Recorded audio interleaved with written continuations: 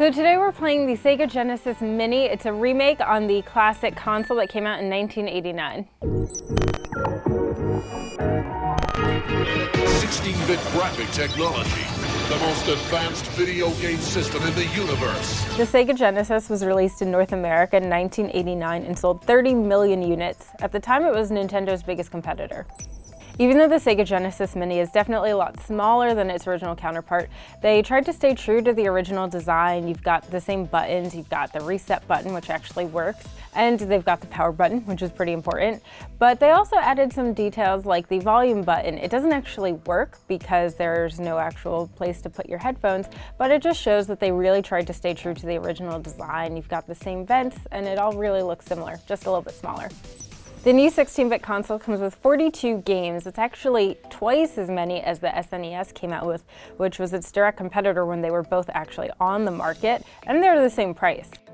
Some of the games include Sonic, Street Fighter, you've got Mega Man, and it also has 2 new games to the system, which are Darius and Tetris.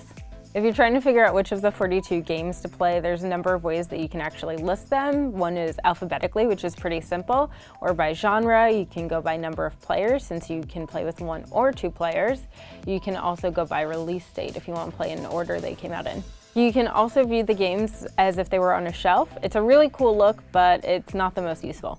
There's also a fun Easter egg if you change the language to Japanese. It changes the cover art to the ones that were released in Japan, and the interface also gets a different look.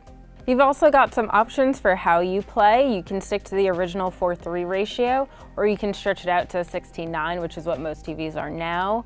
And if you do stick to 4:3, you can also change what the background on the side looks like. You can just stick to black panels on the side, or you can have Sonic and this stereo system, or a pixel background. It also has a CRT filter, which is supposed to mimic the look of old TVs, but it ends up mostly just looking darker, and it doesn't always complement the games very well, so you might just want to stick to HD.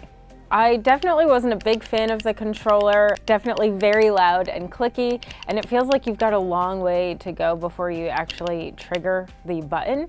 There might have been some slight latency, but nothing too crazy. I had a lot of fun playing the Sega Genesis Mini. It's really great, especially for someone like me. These games came just before my time, so I didn't get to play them growing up. If you're someone like me who's always been curious about the games that came before what you play now, or if you grew up loving these games, it's probably something you want to pick up. For $80, it's not cheap, but for 42 games, it's a decent deal.